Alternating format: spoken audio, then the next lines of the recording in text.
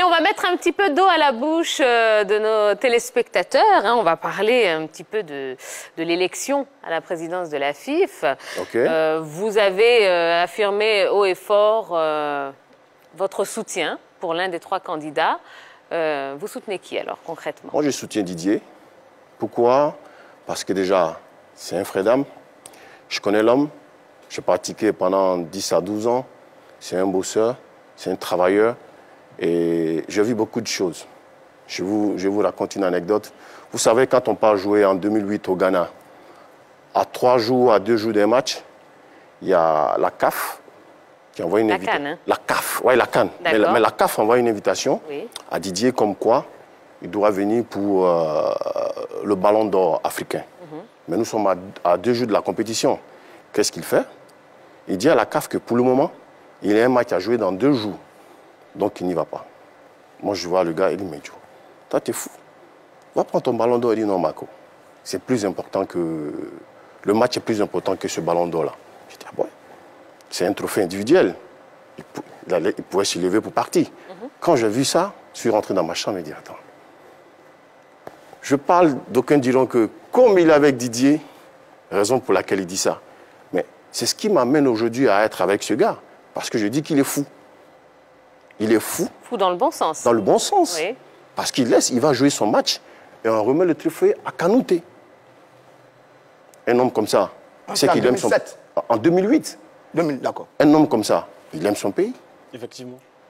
Donc vous êtes en train de nous dire implicitement qu'en 2008, c'est Drogba qui devait gagner le ballon d'or. Mais bien sûr que oui. Et qu'on l'a remis à Kanouté parce qu'il ne s'est pas rendu à la cérémonie. Bien sûr que oui.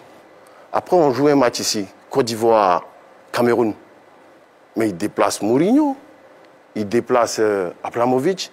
Mais c'était les 2 stars du football mondial. Je suis en train de jouer, je vois dans les tribunes, les gars sont là. Et tout de suite, le gars, il dit non, c'est moi qui l'ai fait venir. Par amour pour son pays. Donc un homme qui fait ces choses, pour moi, il n'y a pas photo. Donc tout de suite, quand je vois dans son interview qu'il accorde à RFI, tout de suite, je lui envoie un message. Il dit, Joe, excusez-moi. Il dit, Joe, tu vas te présenter? Il dit, Marco, oui. Il dit, bon, d'accord. Je suis là. Allez, Zoromark, on revient à vous. Oui. Donc, je vous avais posé une question il y a quelques instants. Selon vous, qu'est-ce qui ferait de Didier Drogba le meilleur président de la FIF? Déjà, Didier, il a un bon projet. Et puis, Didier, c'est une garantie. Vous savez, Didier, il a un grand nom à l'international. S'il vient à la tête de cette fédération qui ne fait pas le travail, ça bousille tout son nom et ça met en cause sa réputation. Donc je pense que quelqu'un avec ce nom qui vient à la tête d'une fédération et n'est pas travaillé, je pense que déjà ça ne l'arrange pas. Non, Zoromark, ça, c'est pas des garanties. Ça. Tu ne me laisses pas finir. Si bon, tu me laisses finir... Ok, donc allons-y. Voilà, bon, comme tu as commencé, vas-y, parce que tu vas... Vous avez dit des choses, mais justes. Oui. Le patriotisme de Didier Drogba est connu. 2006, son discours dans les vestiaires, quand on s'est qualifié pour la Coupe du Monde, en pleine crise, extraordinaire. Son ballon d'or, il va boiter avec, en pleine crise. On dit, mais c'est magnifique, il adore son pays, quoi. Vous pensez que ça ne suffit pas déjà? Mais il faut quand même qu'il y ait un programme. Attendez. Attendez. Oui. C'est pas un programme, ça. On ne peut pas se lever pour dire je vais être président sans un programme. Ah oui, voilà. J'ai dit qu'il a le meilleur projet. Et lui, avec son projet, son carnet d'adresse et sa notoriété, il mettra en place quelque chose de grand. C'est de ça que j'ai parlé déjà. Voilà. Bah alors, son programme.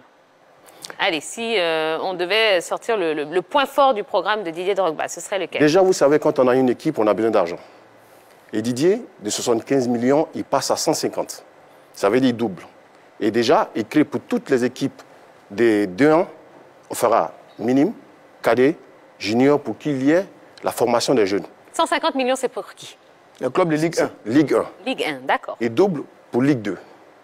Même chose pour Ligue 3.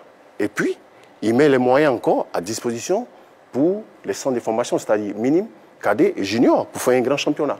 Déjà, avec de l'argent, on peut avancer. Si jamais, excusez-moi du thème, on n'est pas con. Didier fait avoir à chaque club des cars. Ce n'est pas lui qui s'élève qui peut donner des cars. Parce que vous savez que pour aller jouer au foot, il faut se déplacer, il faut mettre les joueurs dans un confort. Didier est en train de créer dans toute la Côte d'Ivoire un partenariat avec les meilleurs hôtels. Vous savez, la dernière fois, nous sommes allés à Gagnoa, on a trouvé une équipe dont je préfère taire le nom, fait dormir les enfants dans les salles de classe parce qu'ils devaient continuer la route le lendemain. Si, par exemple, un club se lève, il va jouer au dîner, il revient, la route est longue, il peut s'arrêter à Boaké avec un partenariat concret avec des hôtels à Boaké, ils peuvent dormir là à un coût vraiment minime.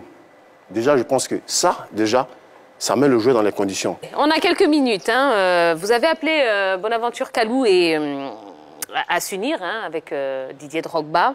Est-ce que vous comprenez le choix de Kalou et tous ces anciens footballeurs qui ne le soutiennent pas? Oui, je comprends, parce que nous sommes en démocratie. Je les comprends tous.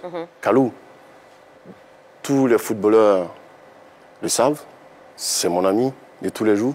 On passe du temps ensemble. Aujourd'hui, il se trouve de l'autre côté et moi là. Mais ça n'empêche qu'on se voit quand même. Donc, je les comprends. C'est tout. Et qu'est-ce que vous répondez à ceux qui disent que Didier Drogba ne maîtrise pas les rouages du football ivoirien? Écoutez, vous savez, à un certain moment, quand on n'a pas de justificatif ou d'alibi, on sort des choses pour se contredire soi-même. Je pense que quand Didier Drogba est venu en équipe nationale, il était tout jeune, mais il a montré qu'il avait des capacités. Et puis, je veux dire encore que Didier est celui qui allait voir presque tout le monde. Je ne sais pas si je voulais savoir si peut-être on voulait me poser cette question. Mais bon, Didier est celui, quand il est arrivé, personne ne lui a tenu la main. Tous ceux-là étaient derrière lui. C'est lui qui les guidait. Il était si jeune. Quand on doit jouer avec l'équipe nationale, par exemple, qu'on doit aller au Japon ou au Qatar, on dit si Didier n'est pas là, il n'y a pas de prime. Ça veut dire que Didier, quand même, il était important. Quand on dit qu'il était petit, à l'époque, il n'était pas petit. Et c'est aujourd'hui qu'il doit être petit, qui ne connaît pas les rouages.